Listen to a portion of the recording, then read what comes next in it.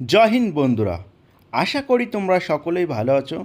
আজকে আমি তোমাদের মাঝে আলোচনা করব ডাব্লিউবি কনস্টেবল 2024 এক্সাম কবে হবে সে সম্পর্কে।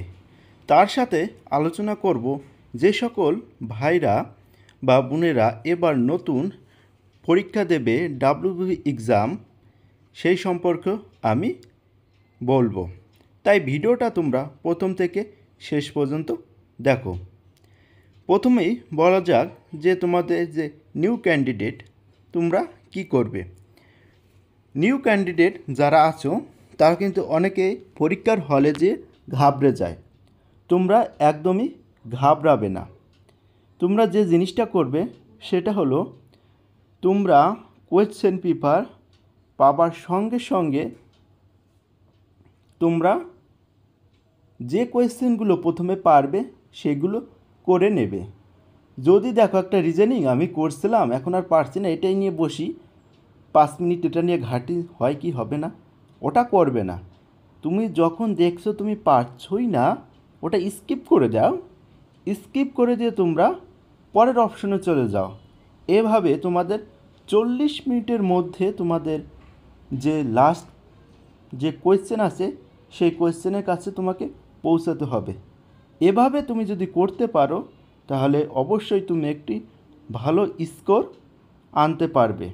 অনেকেই কী করে বলো তো, যারা নতুন নতুন এক্সাম দিতে যায়, যারা এই ভুলটা ম্যাক্সিমাম ক্যান্ডিডেট করে, তারা হচ্ছে গিয়ে কোয়েশ্চেন পাওয়ার সঙ্গে সঙ্গে ম্যাথ আমি বাড়ি বসে করছিলাম, এই ম্যাথটা এখন এখানে এসে হসছে না, এই ম্যাথটা নিয়েই 10 মিনিট কাটিয়ে দেয়, দুটো ম্যাথ নিয়েই।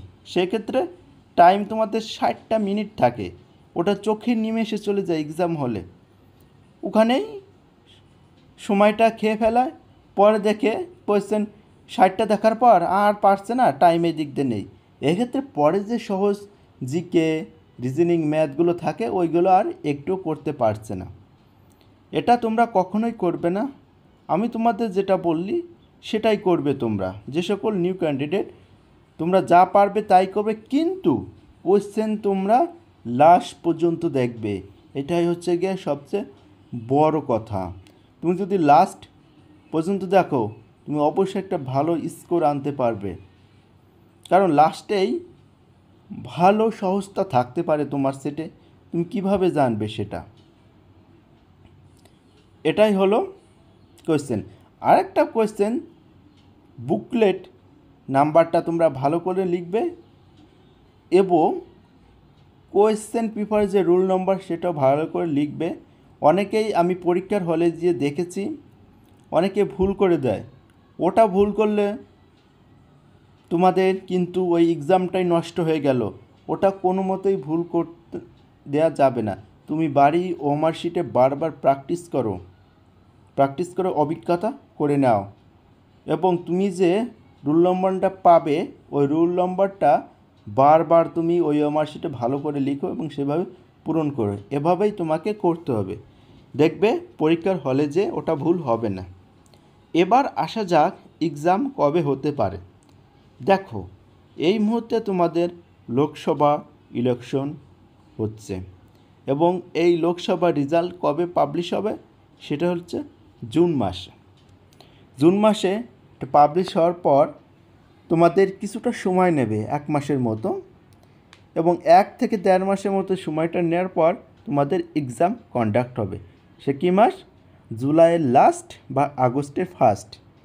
এই সময়টা তোমাদের ডাব্লিউবিপি কনস্টেবল 2024 এক্সাম হতে চলেছে। যে সকল বন্ধুরা ভাবছো বা ভাইয়েরা ভাবছো এখনও অনেক সময় আছে, কিন্তু দেখো সময় কিন্তু চোখের নিমেষে চলে যাচ্ছে। তাই তোমরা ভালো করে এক্সামের জন্য প্রস্তুতি নাও। তোমাদের হাতে মাত্র 2 মাস পাবে মাঝে, তার বেশি একটা সময়ও পাবে না তোমরা। এবং এই 60টা দিন তোমরা রুটিন মাফিক পড়াশোনা করো।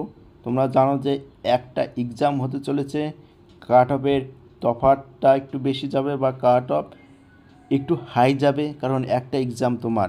সেক্ষেত্রে পিআরবি চাবে তোমাদের, যারা হাই স্কোর করবে তাদেরকে আগে প্রাধান্য দেওয়ার চেষ্টা করবে। তুমি যদি ওই হাই স্কুলের ভিতর ঢুকে যাও বা কাট অফের ভিতর ঢুকে যাও, তোমার একটা বিশাল অপরচুনিটি থাকবে।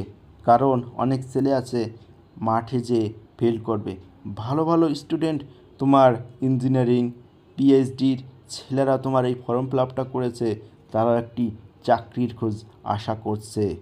তাই ওই সকল ক্যান্ডিডেট 70% মাঠে যেয়ে ফেল করবে।